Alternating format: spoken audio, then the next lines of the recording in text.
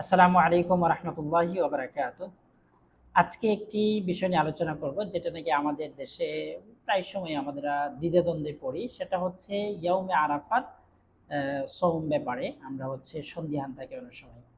আমি এই বিষয়টা নিয়ে একটু আলোচনা করতে চাই। সেটা হচ্ছে সহিহ মুসলিমের 1162 নং হাদিস এসছে, সিয়ামু ইয়াউমে আরাফা আহতাসিবু আলাল্লাহি আইয়ুকাফিরু সানাতাল্লাতি ক্বাবলা ওয়া সানাতাল্লাতি বা'দা। অর্থাৎ ইয়াউমে আরাফা রোজার বিষয়ে আমি আল্লাহর কাছে আশাবাদী, তিনি এর দ্বারা এর আগের এক বছরের উপরের এক বছরের গুনাহ মাফ করবেন। সহিহ মুসলিমের হাদিসটি আমি পড়েছি।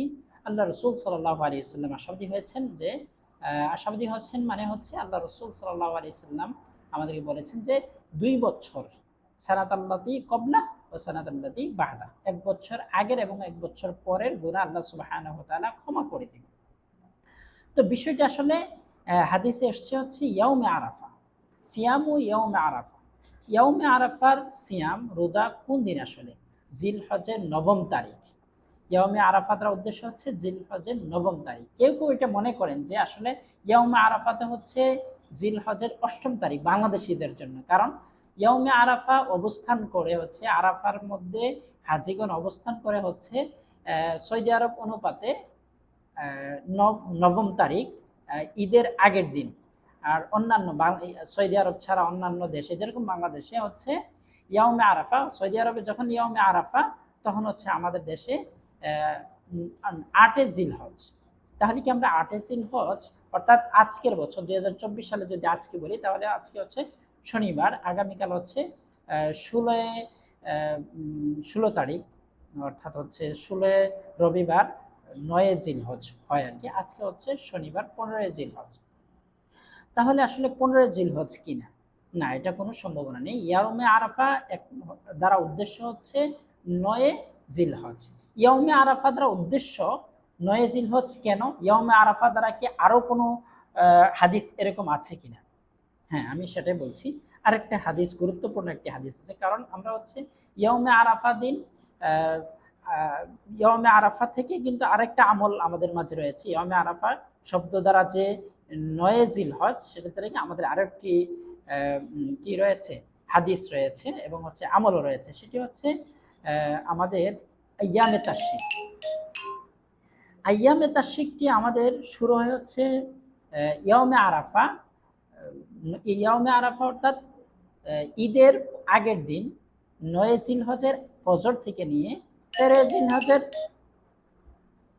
জিলহজের হচ্ছে আসর পর্যন্ত এই আমলটা। তাহলে দেখেন এই হাদিসটার মধ্যে আমরা কিন্তু ইয়াউমে আরাফা দ্বারা 9 জিলহজ বুঝতে পারি। যেরকম মুসান্নাফে ইবনে আবি শাইবা 5677 এবং 78 নং হাদিসে এটা রয়েছে এরকম। আন আলী রাদিয়াল্লাহু তাআলা আনহু আন্নাহু কানা ইউকাব্বিরু বাদা সালাতিল ফজর ইয়াউমে আরাফা ইলা সালাতিল আসরি মিন আখির আইয়ামিত তাশরিক ওয়া ইউকাব্বিরু বাদাল আসর। রাওয়াহু ইবনে আবি শাইবা ফি মুসান্নাফি ওয়া ইসনাদুহু সহিহুন কামা ফি দিরায়া। তাহলে আমরা 9 জিলহজ যে ইয়াউমে আরাফা যে 9ম তারিখ, এটা আমরা দেখেন আলী রাদিয়াল্লাহু তাআলা থেকে বর্ণিত, তিনি বলেন যে হচ্ছে আন্নাহু কানা ইউকাব্বিরু বাদা সালাতিল ফজর ইয়াউমে আরাফা, ইয়াউমে আরাফার দিন ফজরের সালাতের পরে তাকবীরে তাশরিক পাঠ করতেন। ইলা সালাতিল আসরি মিন আইয়ামি মিন আখির আইয়ামিত তাশরিক, আইয়ামে তাশরিকের শেষ দিন সালাতে আসর পর্যন্ত, আসরের সালাত। তাহলে আইয়ামে তাশরিক হচ্ছে ঈদের দিন এবং ঈদের পরের 2 দিন, মোট 9 তারিখ থেকে নিয়ে 13 জিলহজ পর্যন্ত। তাহলে আমরা এখানে কিন্তু ইয়াউমে আরাফা শব্দটি ব্যবহার হয়েছে। এর দ্বারা ইয়াউমে আরাফা দ্বারা উদ্দেশ্য 9 জিলহজ। তাহলে এটা শুধু জাস্ট ইয়াউমে আরাফা দ্বারা এই বাক্যটা ব্যবহার করা হাদিসের মধ্যে 9 জিলহজকেই বোঝায়। সুতরাং আজকে যারা ইয়াউমে আরাফা রোজা রাখতে চান, তারা হচ্ছে 15 তারিখ ইংরেজি দিনের হচ্ছে 15 জুনের দিনগত রাতে আমরা হচ্ছে সাহরি খাবো এবং হচ্ছে 16 তারিখ রবিবার আমরা হচ্ছে সিয়াম পালন করব। তাহলে আমরা হাদিস অনুপাতে ইয়াউমে আরাফার দিন রোজাটা হয়ে যাবে। অনেকে মনে করেন যে হচ্ছে ইয়াউমে আরাফা তো হচ্ছে আসলে আরাফাতে হাজিগণ অবস্থান করার সাথে, আসলে এটা ইয়াউমে আরাফা মানে হাজিগণ ইয়াউমে আরাফার মাঠে অবস্থান করার সাথে সম্পৃক্ত না। এটা যারা হাদিস বেত্তা রয়েছেন এটা সহজেই বুঝতে পারবেন, এবং যারা আমরা সাধারণ জনসাধারণ রয়েছি তারা এটা হাদিসের ব্যাখ্যা অনুপাতে এটা হচ্ছেন ইয়মে আরাফাত আসলে শুধু ইয়মে আরাফাতে যারা অবস্থান করে শুধু তাদের জন্যই তো না, এটা হচ্ছে গোটা মুসলিম জাতির জন্য। সো যেখানে যে ধরনের চাঁদের তারিখ অনুপাতে এটা হচ্ছে ফিক্স যে 9 জিল হজে আমরা এই সোমটি রোজাটি রাখবো ইনশাআল্লাহ।